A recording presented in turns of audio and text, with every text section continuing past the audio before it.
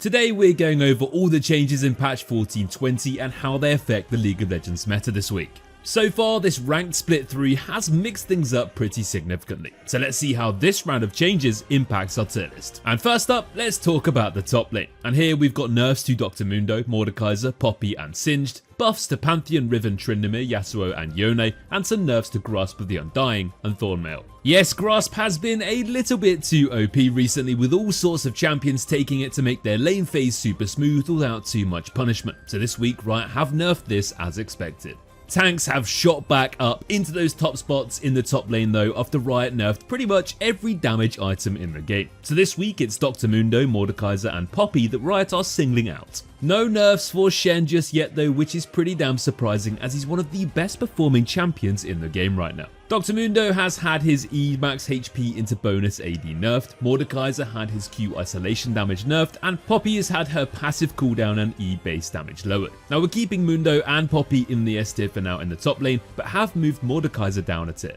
Pantheon, Riven and Tryndamere have all been struggling since this big patch of changes with all the item nerfs. It is definitely expected to see some buffs to these guys, and we do think that Riven's buffs to her Q's damage and ratios might be one to watch out for. Tryndamere and Pantheon are going to stay in the B tier for now, but we have bumped up Riven into the A tier.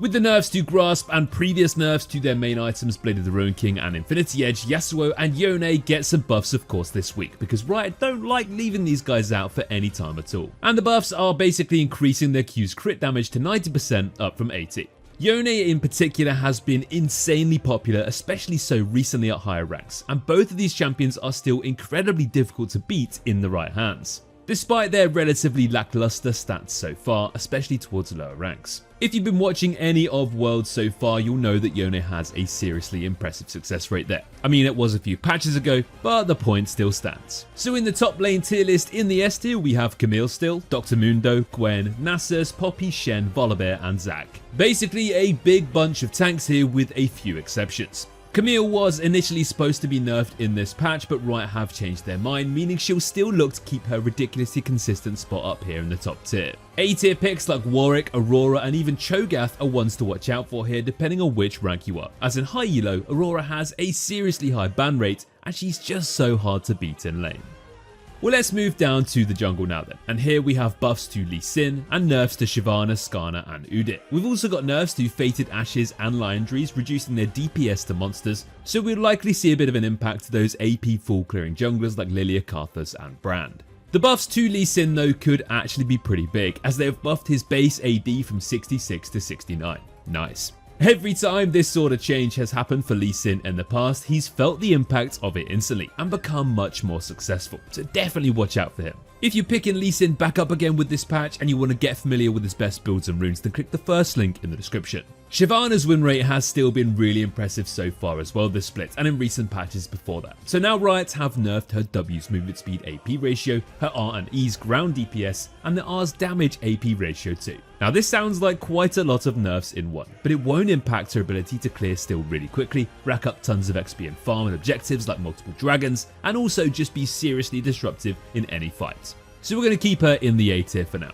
Udyr has been a monstrous jungler in recent patches, and this week Riot have nerfed his QQ monster damage, his RR monster damage, and his E's movement speed. This one is pretty hard to predict, especially in combination with the Liandry's monster DPS nerfs too. But honestly, with how strong he has been recently, it's really hard to move him down from the S tier just yet. So check back in a few days when we post our updated tier list video to see how these nerfs have really hit him. Well, let's have a look at the tier list for the jungle then, and in the S tier we have Amumu, Jarvan, Lilia, Udyr, Viego, Volibear, Warwick and Zac. Popular picks like Jarvan and Elise are really starting to perform back to their best again, and then other A tier solo queue junglers like Kha'Zix, Graves and Bel'Veth all still have their place in the right games. And they're of course joined by Lee Sin, who moves up to the A tier with his buffs this week. Skarner's nerfs move him down from S to A, and the B tier is still jam-packed full of viable, yet somewhat struggling champions who haven't really found their feet just yet.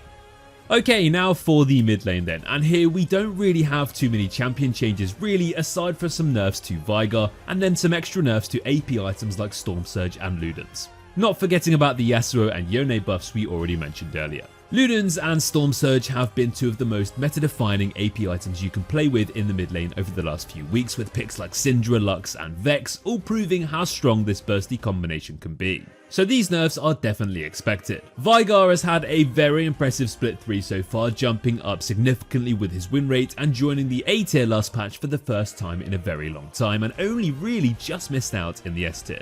This patch, Riot have nerfed his W's AP ratio, so although this might make a slight difference, we are going to move him down from the Ace tier for the time being. Games are going on longer, Veigar is scaling easier and harder, and if you haven't tried the Poppy and Veigar combo yet, it's really fun pushing people into cages with literally no counterplay. Yasuo and Yone are both in the A tier for the mid lane this patch, factoring in these buffs, but as you do go to higher ranks, they definitely do get more successful and banned a lot more often. Corki also gets another round of buffs and proves once again that he is genuinely impossible to balance. He was supposed to be moved into the bot lane as an AD carry with his rework a while ago, but pros just simply abuse him in the solo lanes every single time until he gets nerfed into the ground. So unless anything magical happens, we're keeping him in the C tier for now. In the S tier though, we have Ahri, Anivia, Aurelion Sol, Galio, Hui, Lux, Sylas, Syndra, Taliyah and Vex. Many of the mages keep their places here despite those item nerfs, and picks like Syndra continue to prove seriously strong, especially if you really know how to play her. Assassins like Fizz, Katarina and Zed are struggling more so than usual despite still being played a ridiculous amount as always. And surprising A tier picks like Annie, Neferi and Xerath have been much better than most players realise, so give them a try if you haven't recently. Well, let's move downstairs then and take a look at the bot lane, and let's be honest, this is the area that most players are talking about. In split 1, AD carries were seriously OP, then they continued to be very strong in split 2, and now with split 3 they are wishing they had a TARDIS to go back and stay in those previous metas. With all the crazy item nerfs and changes in patch 14.19, AD carries win rates fell off across the board, and those that survived were basically Jhin and Kai'Sa, Kog'Maw in the right drafts, utility marksmen like Ashe, and then those AP mages popping up too. In this patch though, we've had buffs to Aphelios and Caitlyn, nerfs to Jhin, and we've also had changes to the Collector, Yuntal Wild Arrows, and Static Shiv.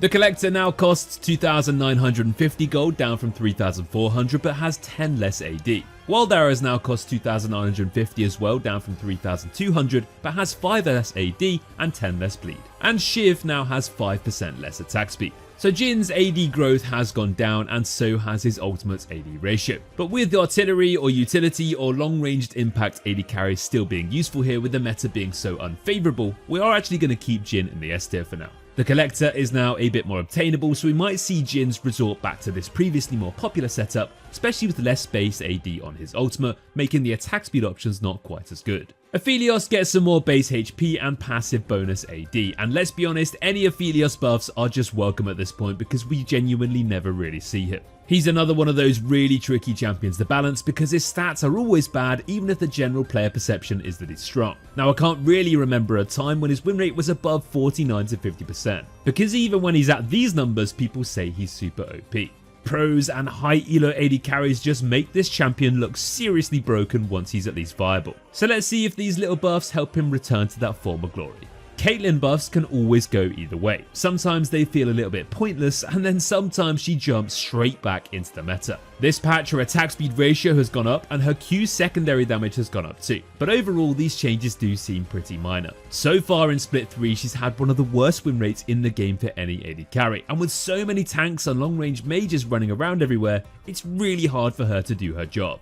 If you are a Caitlyn master with perfect traps and combos and big crits and lethality burst or whatever, you can make her work. But we think it's going to take a little bit more to make her join those higher tiers. So in the S tier we're keeping Jhin despite those nerfs, and of course keeping Kai'Sa and Kog'Maw. Seraphine is also still a little bit less popular, but just a no-brainer at how strong she can be with just sheer amounts of scaling utility. Kog'Maw's funky hybrid build has been popping off along with his more traditional on-hit build, so he stays in the S tier. Kai'Sa somehow avoids any nerfs despite easily being the most popular and the most consistent AD carry in the game. Well, we say AD, but most of the time it's basically full AP. Speaking of AP, mages like Karthus, Lux, Syndra and Veigar all keep their place in the A tier too, as great pocket pips to whip out when you can pick another AP without griefing your whole champion select. Finally, let's take a quick look at support, and the reason we say quick is because there's simply only one champion in this role affected this patch, which of course is the most statistically successful support recently in Poppy.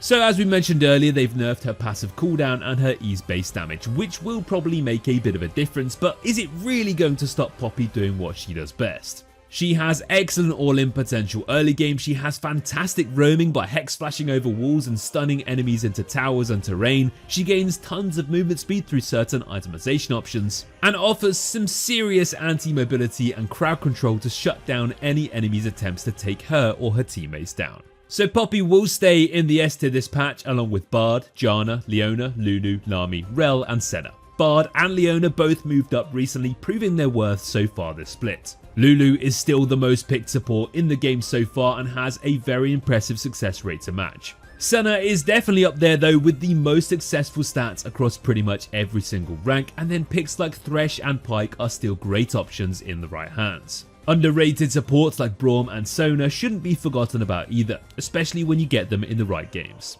So that wraps up all the changes coming in patch 14.20 and our quick predictions for what we expect the meta to look like. Don't forget that we'll be back with an updated tier list video shortly after the patch, so check back then to see exactly how things pan out. Thanks as always for watching guys, and we'll see you in the next video. Take care.